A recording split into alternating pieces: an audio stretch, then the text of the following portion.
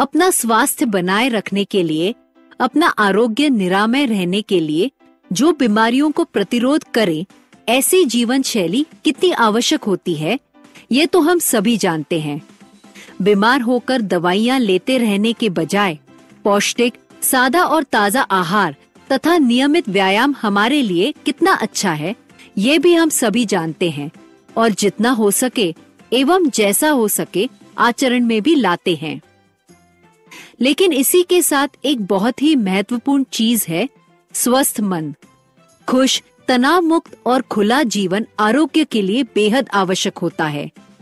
इसके लिए काम और अन्य व्यक्तिगत जिम्मेदारियां निभाने के साथ साथ कोई रुचि रखना, उसके लिए समय का सही प्रबंधन करते हुए समय निकालना महत्वपूर्ण होता है।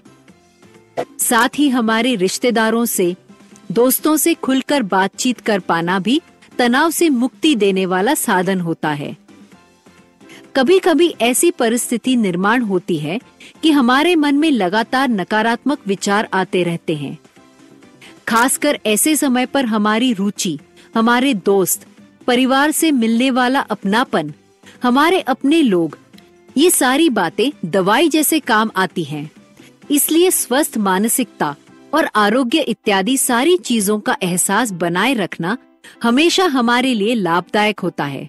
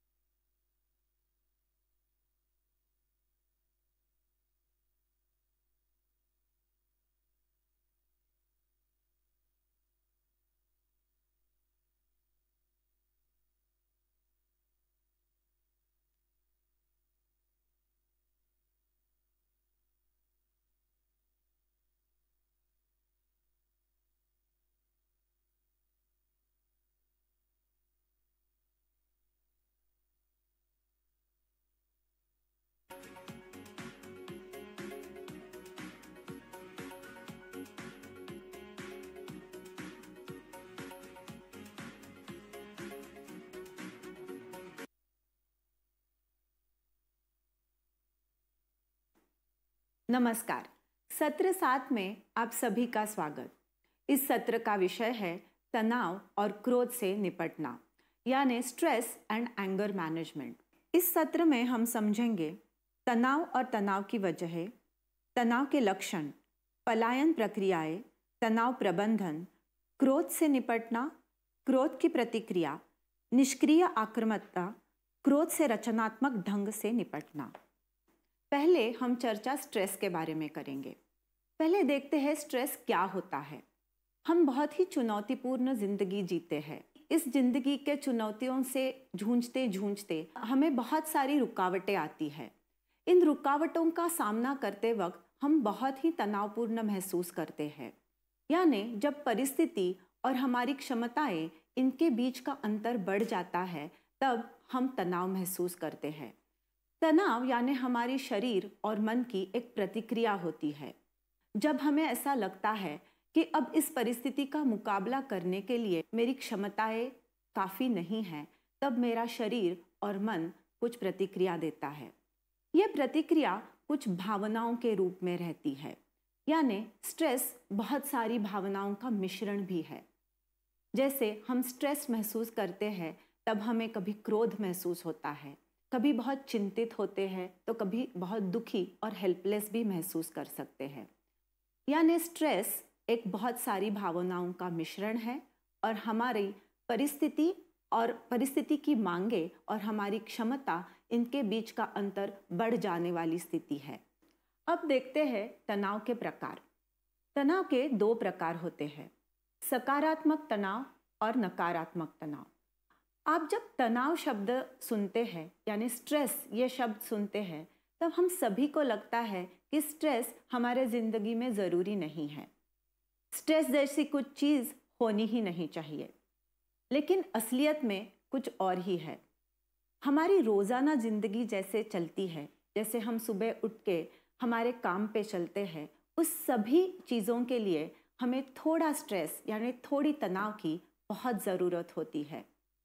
बिना तनाव के ज़िंदगी एक बिना हवा के गुब्बारे जैसी होती है। जब गुब्बारे में हवा नहीं होती तो गुब्बारा उड़ नहीं सकता।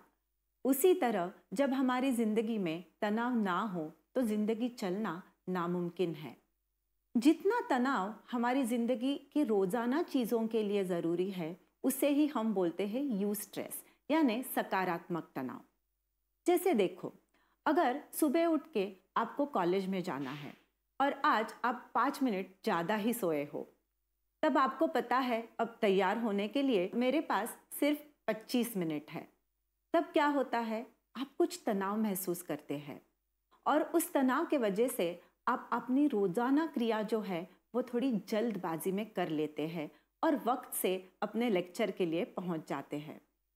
मानो ये तनाव ज़िंदगी में ना हो तो क्या आप जल्दी से सब कुछ कर पाएंगे और वक्त से अपने लेक्चर के लिए पहुंच पाएंगे? शायद नहीं। तो ये तनाव हमें ज़रूरी है। यानी कुछ मात्रा में तनाव हमें अच्छा है, लेकिन जब तनाव की मात्रा बढ़ जाती है, उसकी इंटेंसिटी बढ़ जाती है, तब वो तनाव हमारे लिए, हमारी सेहत के लिए अच्छा नहीं होता। इसी को हम बोलते हैं डिस्ट्रेस। डिस्ट्रेस जो शब्द है उसी को हम हमारी रोज़ाना बोली भाषा में स्ट्रेस बोलते हैं। और जब आप एक दूसरों से बातचीत करते हैं तब आप एक दूसरों से को बताते हैं कि मैं बहुत स्ट्रेस्ड हूँ। वो जो स्ट्रेस शब्द है उसका मतलब है डिस्ट्रेस यानी नकारात्मक तनाव। सही पर्याय का चयन करें।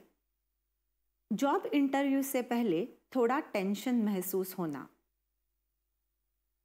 किसी करीबी दोस्त के एक्सीडेंट की खबर सुन के हाथ पैर फूल जाना, सबमिशन के चलते रात की नींद पूरी उड़ जाना, इंटर कॉलेज टूर्नामेंट से पहले दिन तनाव महसूस करना जिसके कारण और प्रैक्टिस करना। तो दोस्तों, दिए उत्तर इन प्रश्नों के क्या पता चला? आप दोनों प्रकार के तनाव हमेशा महसूस करते हैं। उसमें से कुछ तनाव सकारात्मक है और कुछ तनाव नकारात्मक है। तो आई बात समझ में कि कब सकारात्मक तनाव होता है और कब नकारात्मक। अब आगे बढ़ते हैं। मनोवैज्ञानिक अल्बर्ट एलिस का कहना है कि हम हमारे लिए तनाव खुद पैदा करते हैं। अचंभित रह गए ना? हाँ, ये बात ही कुछ ऐसी है जो हमने पहले कभी नहीं समझी लेकिन जब समझ में आ जाएगी तब आपको बिल्कुल पता चलेगा कि आप ही आपके तनाव का कारण है। अल्बर्ट एलिस ने कहा है, घटनाएं या परिस्थिति हमें तनाव नहीं देती। हम उस घटना या परिस्थिति पे जो विचार करते हैं, उसके लिए जब विश्वास रखते हैं, उसकी तरफ हमारा जो नजरिया होता है, वो नजरिया हमें तनाव देता है, यानी वो नजरिया हमें स्ट्रेस्ड बनाता है। अब कैसे, ये देखते हैं। मानो आप किसी पार्टी में गए। अब दो दोस्तों को कानफूसी करते देख आप सोचने लगते हैं कि ये मेरे ही बारे में बातचीत कर रहे हैं, मेरे ही बारे में बोल रहे हैं, और आप कुछ अच्छा महसूस नहीं करते। आप थोड़ा स्ट्रेस्ड हो जाते हो, कॉन्शियस हो जाते हो, और आपको लगता है अब इस जगह से मुझे निकल पड़ना है। इसका कारण है आपका वो अतार्किक विश्वास। यानी जब दो लोग बात कर रहे हैं तो वो मेरे ही बारे में बात कर रहे हैं, ये आपका विचार है, और ये जो विचार है वही आपको तनाव में डाल रहा है, वही आपको स्ट्रेस दे रहा है। तो ये कानफूसी करते वक्त जो लोग बात कर रहे थे वो शायद आपके बारे में थी ही नहीं, लेकिन आपने जो विश्वास रखा कि वो मेरे ही बारे में बात कर रहे हैं, यानी आपने उस घटना का मूल्यांकन कुछ इस तरह किया कि मुझ में ही कुछ कमी है, मैं ही कुछ गलत दिख रही हूँ या दिख रहा हूँ, और वो मेरे ही बारे में बात कर रहे हैं। तो आपका स्ट्रेस का कारण वो घटना नहीं, बल्कि आपका खुद का विश्वास है। हमें ऐसा लगता है कि वो कानफूसी करने के वजह से ही मैं तनावग्रस्त हो गया। लेकिन अगर हमने देखा कि इस कानफूसी करने को हम ए बोलेंगे, यानी एक्टिवेटिंग इवेंट, जो घटना आपके सामने हुई है उसको हम ए बोलेंगे, और परिणाम के तौर पे आप देखते हैं कि आप स्ट्रेस हो गए, तो आप मन ही मन मान लेते हैं कि मेरी स्ट्रेस की वजह वो दोनों लोग हैं जो एक दूसरे में कुछ बात कर रहे थे। लेकिन यही घटना किसी और के बारे में हुई तो क्या वह व्यक्ति भी वैसे ही स्ट्रेस होगा जैसे आप स्ट्रेस हो गए? शायद नहीं। घटना के परिणाम अगर दो अलग हैं तो क्या उसका कारण सिर्फ घटना ही हो सकती है, या इन दोनों के बीच कुछ अलग बात है? तो आपको लग रहा है कि उनकी कानाफूसी के वजह से आपको स्ट्रेस आया, लेकिन उस पार्टी में और भी कई लोग थे, तो क्या सभी को स्ट्रेस महसूस हुआ? शायद नहीं। अगर कानाफूसी के वजह से स्ट्रेस है तो वो सभी को महसूस होना चाहिए, क्योंकि वो बात सभी ने देखी है, लेकिन इस दोनों के बीच कुछ और ऐसी बात है जो हर एक इंसान के बारे में अलग अलग है। आपने जब दो व्यक्तियों को कानाफूसी करते देखा तब आपके मन में कुछ विचार आए, आपने कुछ सोचा, उसको हम कहते हैं बी, यानी हमारे बिलीव्स, और उसके बाद आपको स्ट्रेस महसूस हुआ। तो ये जो बिलीफ है, ये जो सोच है, वो हर एक की अलग है। एबीसी मॉडल यही बताता है। ए यानी जो तनावग्रस्त परिस्थिति है उसको हम एक्टिवेटिंग इवेंट यानी ए बोलते हैं। बी है बिलीफ, यानी उस घटना का आपने किया हुआ मूल्यांकन, आपके उस घटना पे विचार, आपकी सोच, और उसका नतीजा है सी यानी कॉन्सिक्वेंस।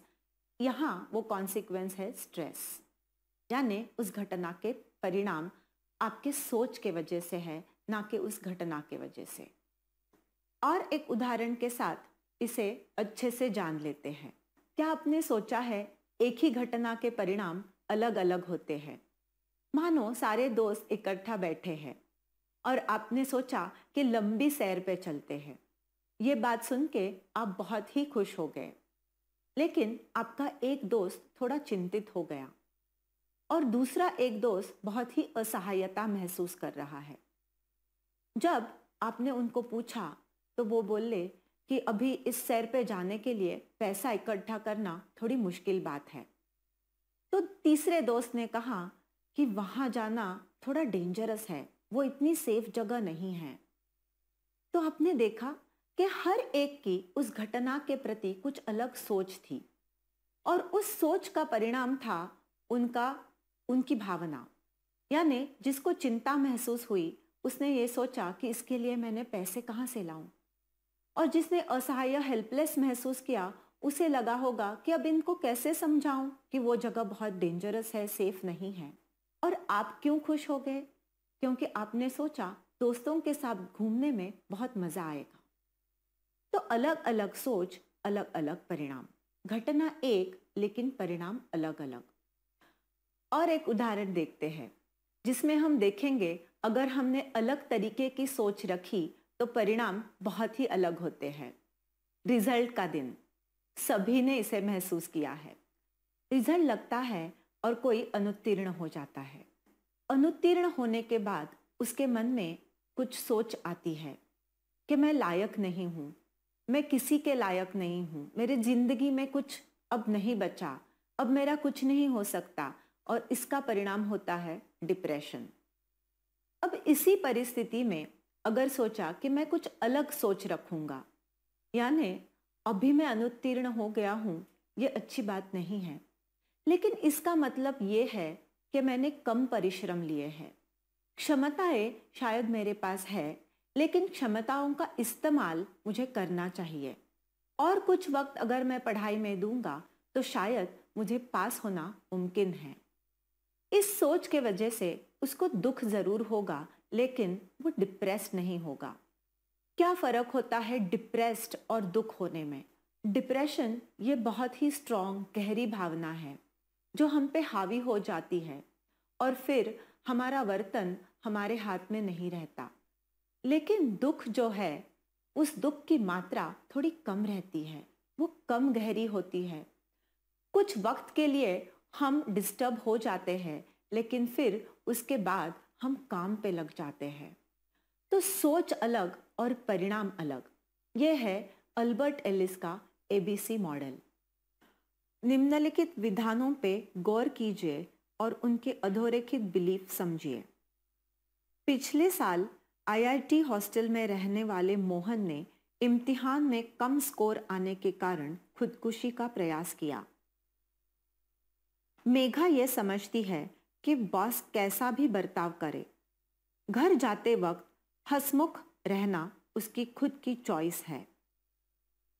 प्रिया और राधिका दोनों लगभग 6 महीने से जॉब ढूंढ रहे हैं। प्रिया को यकीन हो गया है कि वो किसी काम के लायक नहीं है।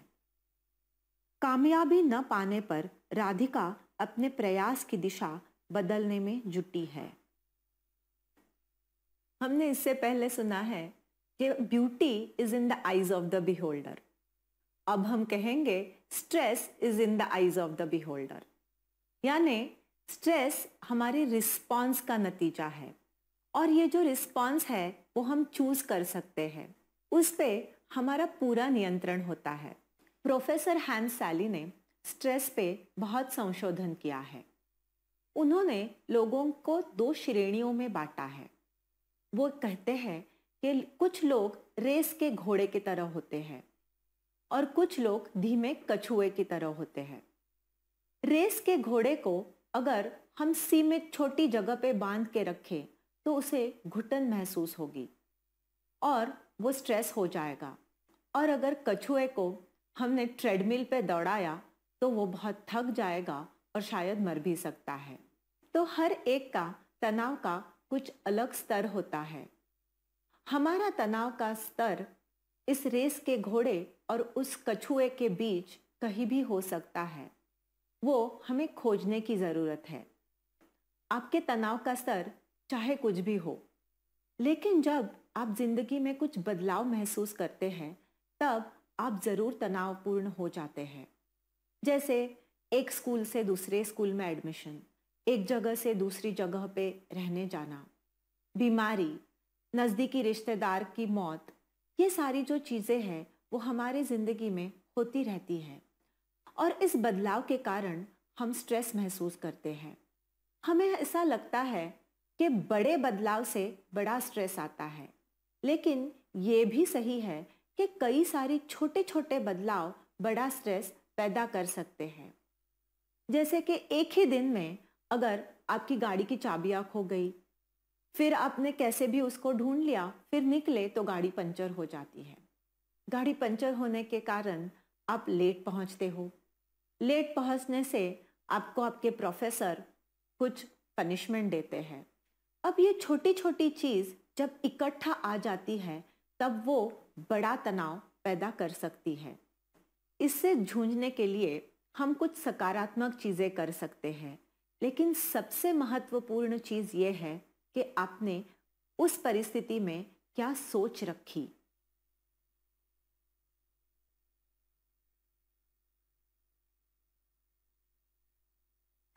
अब आगे बढ़ते हैं और देखते हैं तनाव के लक्षण क्या है और तनाव क्यों पैदा होता है। मैंने सत्र के शुरुआत में आपको बोला कि तनाव हमारी शारीरिक और मानसिक प्रतिक्रिया होती है। तनाव यानी हमारे सेंट्रल नर्वस सिस्टम यानी तांत्रिका तंत्र में हुई कुछ रासायनिक प्रक्रिया है। हमारी तांत्रिका तंत्र यानी हमारे नर्वस सिस्टम की एक प्रणाली होती है, ऑटोनॉमिक नर्वस सिस्टम, जो हमारे शरीर के कई क्रियाओं को नियंत्रित करता है, जैसे हमारा हार्ट रेट, हमारी सांस की गति, हमारी पचन क्रिया, सभी का नियंत्रण एएनएस यानी ऑटोनॉमिक नर्वस सिस्टम करती है। इस ऑटोनॉमिक नर्वस सिस्टम की दो उपप्रणालियां होती है, एक है सिंपैथेटिक नर्वस सिस्टम और दूसरी है parasympathetic nervous system. Sympathetic nervous system हम जब स्ट्रेस रहते हैं या हम जब खतरा महसूस करते हैं तब हमारी हार्ट रेट, हमारी सांस की गति को बढ़ा देती है और हमारी पचन क्रिया धीमी कर देती है। जब हम खतरे से बाहर महसूस करते हैं, हम सेफ महसूस करते हैं, तब पैरासिम्पैथेटिक नर्वस सिस्टम हमारे हार्ट का रेट कम कर देती है, हमारी सांस की गति कम कर देती है और हमारी पचन क्रिया वापस अच्छे से शुरू कर देती है। खतरे के वक्त जब सिंपैथेटिक नर्वस सिस्टम स्टिम्युलेट हो जाती है तब एड्रेनालिन जैसा एक न्यूरोकेमिकल हमारे मस्तिष्क में सिक्रीट होता है। यह एड्रेनालिन हमें वो ऊर्जा देता है कि हम खतरों का सामना कर सके। तो आपके समझ में आया कि स्ट्रेस एक बहुत ही कॉम्प्लेक्स हमारे नर्वस सिस्टम में होने वाली रिएक्शन है। निम्नलिखित विधानों में कौन से विधान तनाव का स्वस्थ स्तर दर्शाते हैं? ऑफिस के काफ़ी व्यस्त क्रम के चलते वीकेंड पे रुचिकारक एक्टिविटी जैसे मूवी देखना, दोस्तों से मिलना न कर पाना। अगले 6 हफ्तों में इम्तिहान है तो शाम में 2 घंटे के बजाय 1 घंटा क्रिकेट खेलना। अब देखते हैं एएनएस असलियत में काम कैसे करता है। एएनएस 3 स्तरों पे काम करता है। पहला स्तर है चेतावनी का स्तर, दूसरा स्तर है प्रतिरोध का स्तर और तीसरा स्तर है थकावट का स्तर। चेतावनी के स्तर में एएनएस स्टिम्युलेट हो जाता है। उदाहरण देखते हैं, आप बेड पे लेटे हैं और मोबाइल में मैसेजेस चेक कर रहे हैं। उसी में आप एक मैसेज देखते हैं, आपके दोस्त ने भेजा हुआ कि कल आपकी कोई टेस्ट है। मैसेज देखते ही आप एकदम अचानक से स्ट्रेस महसूस करते हैं, तनाव महसूस करते हैं। यह है पहला यानी चेतावनी का स्तर। दूसरा स्तर होता है प्रतिरोध का स्तर। इस स्तर में आपके शरीर को प्रतिरोध के लिए यानी स्ट्रेसर का सामना करने के लिए तैयार किया जाता है। इस स्टेज पे एड्रेनालिन सिक्रीट होता है और वो आपके शरीर को ऊर्जा देता है। इसके वजह से आप बेड से झट से उठ जाते हो, लाइट जलाते हो और आपकी किताब को ढूंढना शुरू कर देते हो। तीसरा स्तर है थकावट का स्तर। जब शरीर बहुत वक्त तक या कई दिनों तक स्ट्रेस महसूस करता है, स्ट्रेस का मुकाबला करते रहता है, स्ट्रेस की लेवल बहुत दिनों तक खींची जाती है, तब आपका शरीर थकान महसूस करने लगता है। आपकी इम्यून सिस्टम कमज़ोर पड़ जाती है और आपकी स्ट्रेस लेवल बढ़ जाती है। अब देखते हैं तनाव के लक्षण क्या होते हैं। जब आप थकावट के स्तर पे जाते हो तब आपकी इम्यून सिस्टम यानी प्रतिरक्षी तंत्र कम पड़ जाते हैं। आपको बहुत सारी बीमारियां होने लगती है, थकान महसूस होती है, बार बार सर दर्द होता है, हाजमा खराब होता है, अनिद्रा, कई सालों तक अगर आप स्ट्रेस रहे तो कैंसर जैसी खतरनाक बीमारियां भी हो सकती है। अब देखते हैं तनाव के वक्त हम पलायन प्रक्रियाओं का इस्तेमाल कैसे करते हैं। ये बहुत ही कॉमन चीज़ है कि जब हम तनावग्रस्त रहते हैं, जब हम स्ट्रेस महसूस करते हैं, तब हमारे दिल और दिमाग को और शरीर को उससे छुटकारा पाने की इच्छा होती है। हम उससे दूर भागना चाहते हैं, टालना चाहते हैं। तो पलायन प्रक्रिया तनाव नियंत्रण में मदद करती है। लेकिन किन पलायन प्रक्रियाओं का इस्तेमाल आप कर रहे हैं उस पे निर्भर है कि पलायन प्रक्रिया आपकी सकारात्मक है या नकारात्मक। यानी पलायन प्रक्रिया दो प्रकार की होती है, सकारात्मक पलायन प्रक्रिया और नकारात्मक पलायन प्रक्रिया। सकारात्मक पलायन प्रक्रिया वो होती है जो हमें लक्ष्य से दूर नहीं ले जाती, लेकिन कुछ समय तक हमें स्ट्रेस मुक्त यानी तनाव मुक्त महसूस करवाती है। जैसे अगर आप पढ़ाई की तैयारी कर रहे हैं तो कुछ समय तक 1 घंटा, आधा घंटा खेलने जाना, मित्र के साथ टहलने जाना, कुछ म्यूजिक सुनना, ये सकारात्मक पलायन प्रक्रिया है, क्योंकि ये आपको कुछ समय तक स्ट्रेस फ्री रखती है, लेकिन वापस आपको आपके लक्ष्य की तरफ ले जाती है। नकारात्मक पलायन प्रक्रिया क्या होती है? नकारात्मक पलायन प्रक्रिया वो है जो आपको कुछ हानि पहुंचाती है, नुकसान पहुंचाती है। वो आपको स्ट्रेस मुक्त होने का कुछ समय देती है, लेकिन वास्तव में वो आपके लक्ष्य से आपको दूर भटकाती है, आपके जो प्रॉब्लम्स है उसको बढ़ाती है।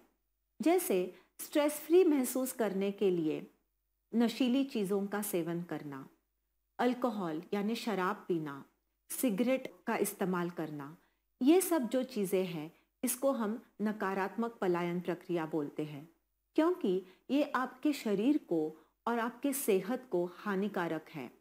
इसके बाद आप आपके लक्ष्य की तरफ जाना थोड़ा कम हो जाता है, आपको इन चीज़ों की आदत पड़ जाती है और आप बार बार यही चीज़ों में अपना वक्त का इस्तेमाल करना शुरू कर देते हैं। अगर आप कोई पलायन प्रक्रिया इस्तेमाल कर रहे हो तो इसके बारे में जागरूक बन जाइए। क्या आपकी पलायन प्रक्रिया सकारात्मक है या नकारात्मक है? अगर आपकी पलायन प्रक्रिया सकारात्मक है तो चिंता की बात नहीं, लेकिन अगर आप नकारात्मक पलायन प्रक्रियाओं की तरफ मुड़ रहे हैं तो आपको जागरूकता रखना और उस पर काम करना ज़रूरी है। अब देखते हैं तनाव प्रबंधन। क्या तनावपूर्ण घटनाओं पे हमारा नियंत्रण है? हमारा नियंत्रण उस घटना पे नहीं है, लेकिन उस घटना को क्या प्रतिक्रिया दे इस पे हमारा पूरी तरह से काबू है, ये हमें हमेशा याद रखना है। अब देखते हैं कुछ तरीके तनाव प्रबंधन के। तनाव का सामना करने की कुशलताएं विकसित करना, विश्रांति यानी रिलैक्सेशन, प्रोग्रेसिव मसल रिलैक्सेशन, सांस का व्यायाम, ब्रीदिंग एक्सरसाइजेस, पसंदीदा संगीत सुनना, प्रकृति को निहारना, समुद्र तट पर जाना, मालिश इत्यादि। व्यायाम यानी एक्सरसाइज, टहलना, दौड़ना, एरोबिक्स, योगा, डांस इत्यादि। पोषण, संतुलित आहार लेना। नींद कम से कम 7 घंटे जरूरी है। मानसिक अनुशासन, एकाग्रता विकसित करे, इसलिए लयबद्ध गतिविधियों का इस्तेमाल करें, जैसे नृत्य, कला इत्यादि। आत्मप्रतिष्ठा, आत्मप्रतिष्ठा बढ़ाने के लिए फेलियर्स के प्रति उचित दृष्टिकोण रखें, सकारात्मकता से चुनौतियों का सामना करें, खुद से सकारात्मक बातचीत करें।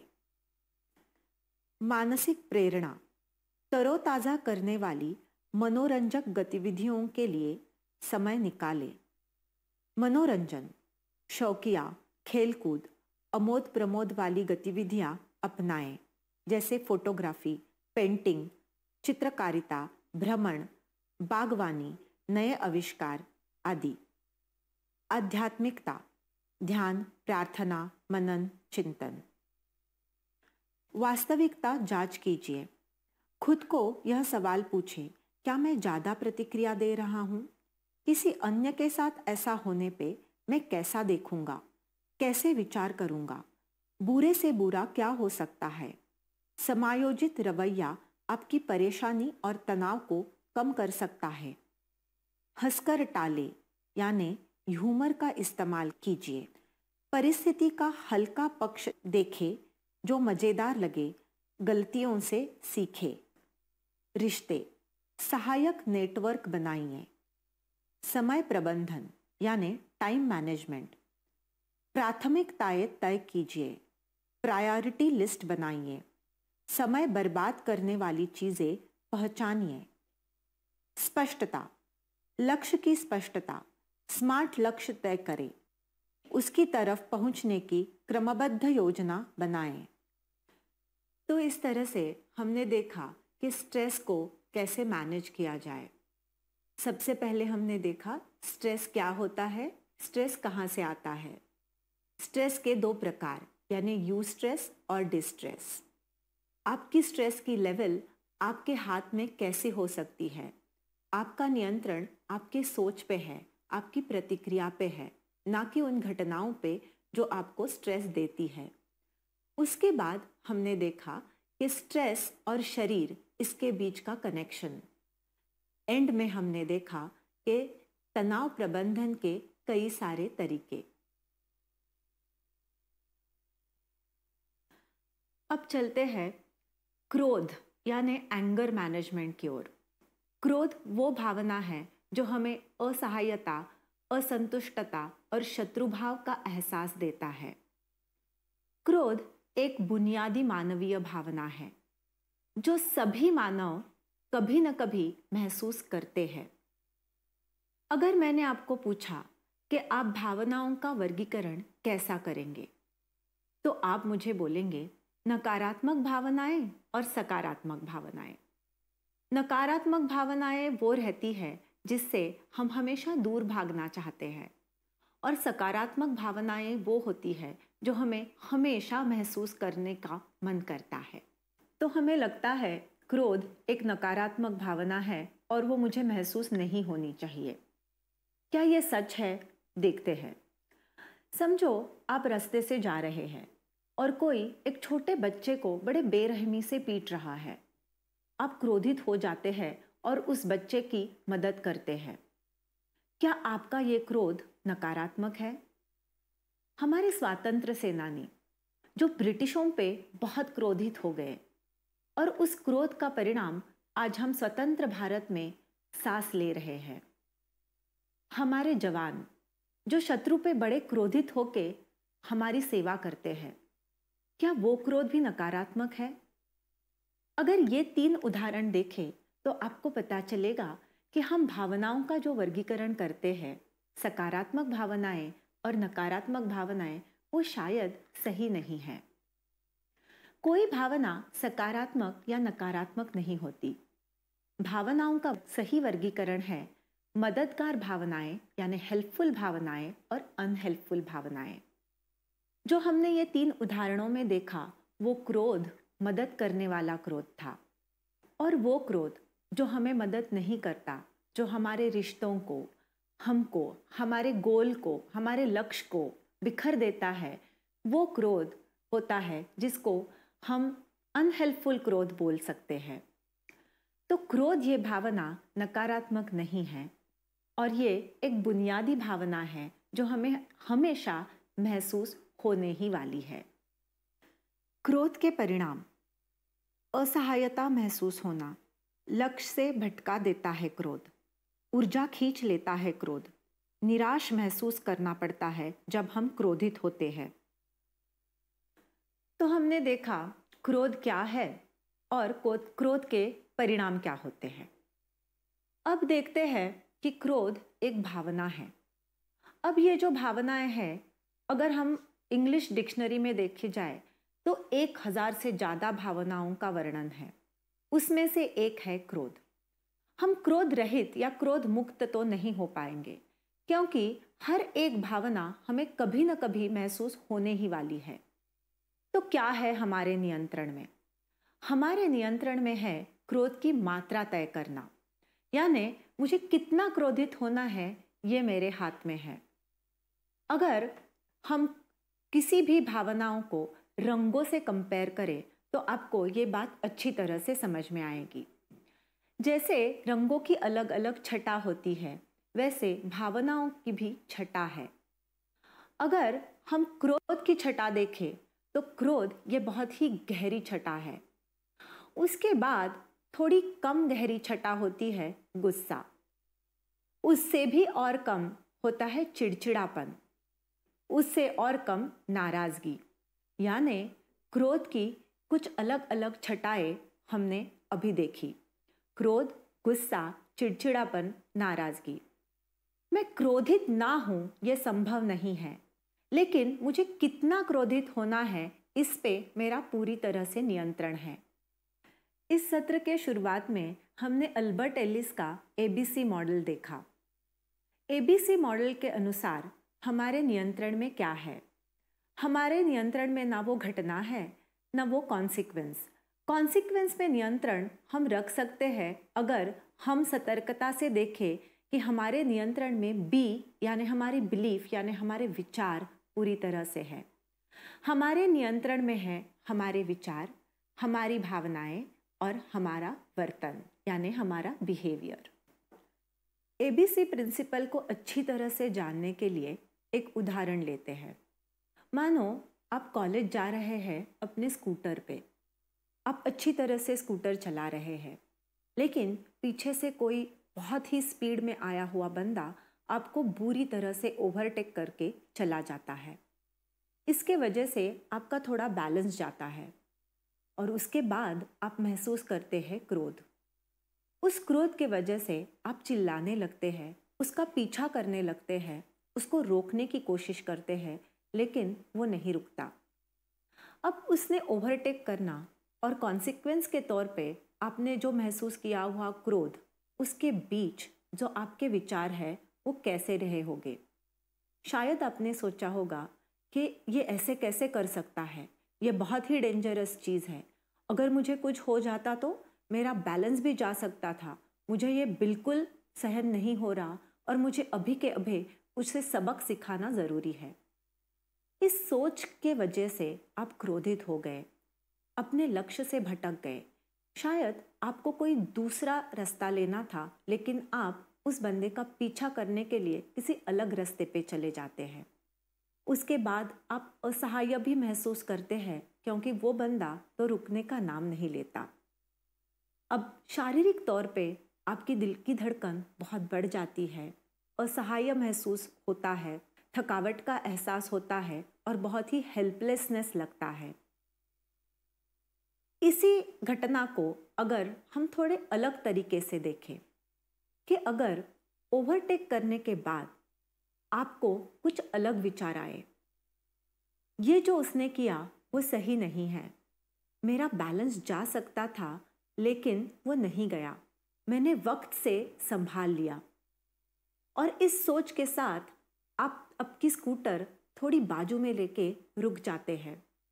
सोच जारी है, इसे ऐसा नहीं करना चाहिए, लेकिन उसके एक्शंस पे मेरा कंट्रोल नहीं है। अभी मेरे सामने कॉलेज पे वक्त पहुंचने का मेरा गोल है। आप थोड़ी पानी की बोतल निकाल के पानी पी लेते हैं, 1-2 मिनट वहाँ रुकते हैं और फिर अपने रास्ते पे चल पड़ते हैं। अभी भी आपको जो महसूस हो रहा है वो क्रोध है, लेकिन उसकी मात्रा कितनी है? शायद आप गुस्सा है, उसके बाद आप थोड़े चिड़चिड़े हो जाते हैं, लेकिन फिर भी आप कॉलेज को टाइम पे पहुंचते हैं। यानी सोच अलग, परिणाम अलग। अगर आपने अलग तरीके से सोचा तो आप क्रोध की मात्रा को तय कर सकते हैं। यानी nobody can make you angry. It's a choice whether to get angry or to decide the intensity of the anger. हमने सत्र के शुरू में कहा था कि क्रोध एक बुनियादी मानवीय भावना है। इसका मतलब क्या है और शरीर और क्रोध का क्या संबंध है, ये देखते हैं। क्रोध हमारे साथ आदि मानव के ज़माने से है। यानी 200,000 सालों से क्रोध हमारे साथ है। आदि मानव को क्रोध का क्या उपयोग था? शिकार करके अपनी भूख शमाने के लिए, और अगर उस पे कोई हल्ला कर दे तो उसका प्रतिकार करने के लिए उसे क्रोध जरूरी था और क्रोध उपयुक्त भी था। आज हम प्रगत मानव हैं, 21वें सदी में जी रहे हैं। क्या हमें उस प्रकार के क्रोध की वास्तविकता में कुछ जरूरत है? क्रोध हमें हमेशा कुछ ऐसा करने पे मजबूर कर देता है जिसके कारण हम चिल्लाते हैं, चिल्लाते हैं, नुकसान करते हैं किस चीज़ को, इंसान को, क्योंकि हमें हमेशा एक ही प्रकार का क्रोध पता है जो आदि मानव ने इस्तेमाल किया। एक्चुअली अगर हमने देखा तो अगर मैंने जो बताया हुआ आपको क्रोध की मात्रा का जो उदाहरण था, उसको अगर आप ठीक तरह से देखें तो क्रोध से के वजह से हमारे शरीर में होने वाली प्रक्रिया बदल नहीं सकती। जो रासायनिक प्रक्रिया शरीर में होने वाली है वो होने ही वाली है, लेकिन अगर हम सतर्कता से हमारी सोच के बारे में अवेयरनेस डेवलप करें तो हम क्रोध का उपयोग सही तरीके से, उसका सही इस्तेमाल कर सकते हैं। यानी हम हमारा जो वर्तन है, क्रोध के बाद हमारे जो एक्शंस है, जो वर्तन है, उस पे हम पूरी तरह से नियंत्रण पा सकते हैं। भूतकाल के आपके कुछ ऐसे प्रसंगों को याद कीजिए जब आप बहुत क्रोधित हुए थे।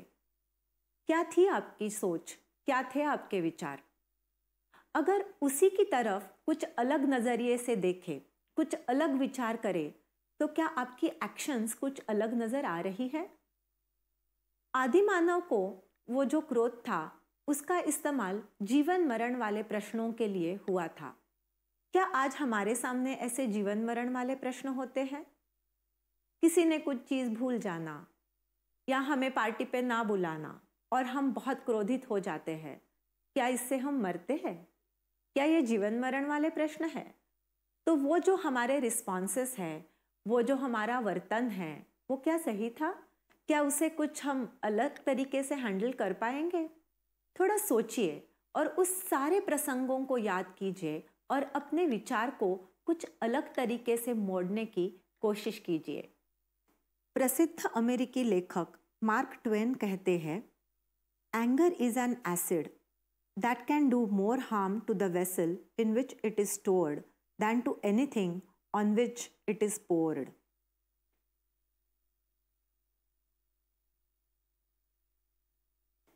हमने सत्र का नाम दिया है एंगर मैनेजमेंट और ना ही एंगर कंट्रोल, क्योंकि हमें एंगर को कंट्रोल नहीं करना है, हमको उसे मैनेज करना है।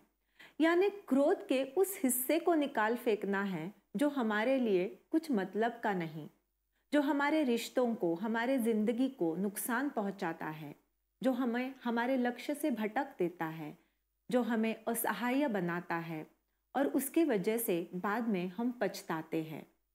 अब देखते हैं एंगर मैनेजमेंट के कुछ स्टेप्स।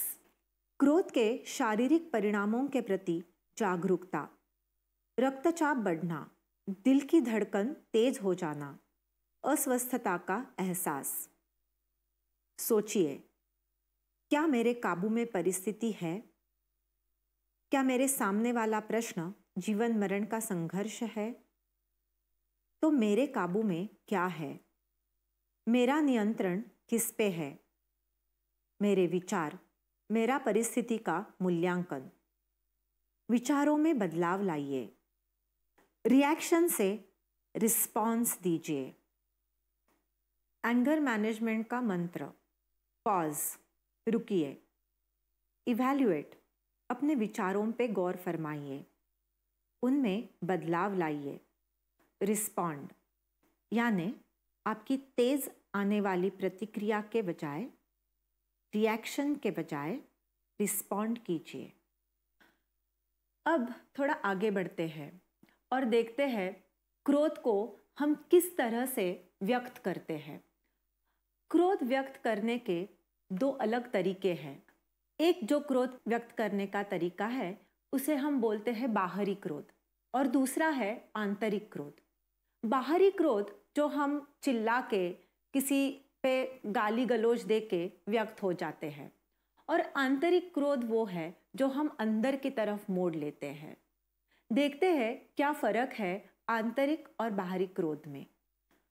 आक्रामकता या बहिर्मुखी क्रोध, व्यक्ति चीज को नुकसान, चिल्लाना, अपशब्द कहना, गाली गलौज करना, शारीरिक दुर्व्यवहार, अतार्किक मांगे, दबंगाई वाला व्यवहार, दूसरों की आलोचना, दूसरों से शत्रुपूर्ण असहमति, बदला लेने की काल्पनिक सोच।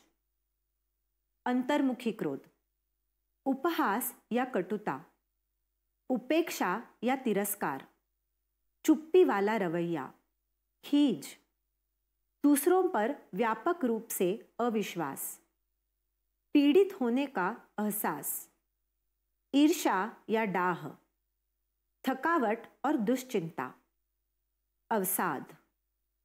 बहुत दिनों तक अगर आपका रवैया अंतर्मुखी क्रोध का रहा और ये अंतर्मुखी क्रोध बढ़ता ही गया तो हम इसे निष्क्रिय आक्रामकता कहते हैं। निष्क्रिय आक्रामकता यानी पैसिव एग्रेशन। निष्क्रिय आक्रामकता आक्रामकता का एक छिपा रूप है। बार बार दबाया, आंतरिक मोड़ दिया गया क्रोध खतरनाक होता है। यह दूसरों के प्रति परोक्ष छिपी आक्रामकता, भावनिक संघर्षों या स्ट्रेस से निपटने का तरीका है। निष्क्रिय आक्रामक लोग प्रायः ये करते हैं, लोगों से वह कहते हैं जो वो सुनना चाहते हैं, यानी झूठ बोलना। क्रोधित हो जाते हैं लेकिन क्रोध प्रकट करने से डरते हैं, चुपचाप बदला लेते हैं। संघर्ष से बचने के लिए दूसरों के आगे झुकते हैं, चुगली करते हैं, स्वार्थ सिद्ध करने का प्रयास करते हैं। विफलता और फेलियर्स यानी दोष दूसरों पे मढ़ते हैं। अपने आंतरिक एहसासों को अनदेखी करना, डरते हैं कि कहीं उनके एहसास उजागर न हो जाए। गलत समझे जाने या उपेक्षित कर दिए जाने की शिकायत करते हैं। निष्क्रिय आक्रामकता निम्नलिखित विचारों पर आधारित है। मैं कभी कामयाब नहीं हो सकता, कोशिश क्यों करूं? हर कोई मेरे से ज़्यादा ताकतवर है। मैं हारा हुआ नाकामयाब इंसान हूं। मेरी समस्या अन्य लोगों से बदतर है। किसी से विवाद करने के बजाय मैं मरना पसंद करूंगा। लोगों ने मुझे पसंद करना ही चाहिए। मेरी भावनाओं की कोई परवाह नहीं करता। क्रोध करना गलत बात है। एक एक्टिविटी करते हैं। निम्नलिखित विधान सही या गलत बताइए। गुस्सा आने पर बिना कुछ बोले शांत रहे तो हमें कोई क्षति नहीं पहुंचेगी। मेरे निकटतम व्यक्ति मेरे खिलाफ बोले तो उनसे क्रोधित होना स्वाभाविक और आवश्यक है। आमने सामने झगड़े करने से अच्छा है पीछे से उनका बुरा करे। तो दोस्तों, अब देखते हैं रचनात्मक ढंग से हम क्रोध से कैसे निपट सकते हैं। इसके लिए कुछ स्टेप्स देखते हैं। क्रोध से रचनात्मक ढंग से निपटना। क्रोध की वजह समझे। मैं क्यों क्रोधित होता हूं? आपके ट्रिगर्स। ऐसी कौन सी परिस्थिति है जिसमें आप बहुत क्रोधित होते हैं? शांत बने रहे। पॉज। सकारात्मक कार्य करें, यानी अपने विचारों का मूल्यांकन करें। परिस्थिति सुधारने के लिए निश्चयात्मक बातचीत करें। हमारे सबके क्रोध के ट्रिगर्स अलग अलग हैं।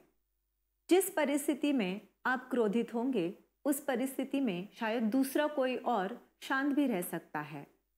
तो मेरे निजी ट्रिगर्स क्या है ये हमें जानना ज़रूरी है।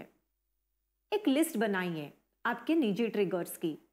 ऐसी कौन सी घटनाएं या परिस्थितियां होती है जो आपको बहुत क्रोधित बना देती है, उसकी तरफ जागरूकता, अवेयरनेस ज़रूरी है। डीलिंग विथ एंगर की लेखिका सैंडी लिविंगस्टोन के अनुसार क्रोध तब उत्पन्न होता है जब हमें ऐसा लगता है कि कुछ घटने वाला है जो हमें भयभीत करेगा, हमें चोट पहुंचाएगा, हमें खतरे में डालेगा, हमें शक्तिहीनता का एहसास कराएगा। ट्रिगर्स ऐसे लोग, परिस्थितियां या घटनाएं होती है जो क्रोध भड़काती है। सो आइडेंटिफाई योर ओन ट्रिगर्स। अपने निजी ट्रिगर्स को पहचानिए, उसकी तरफ सतर्क बन जाइए।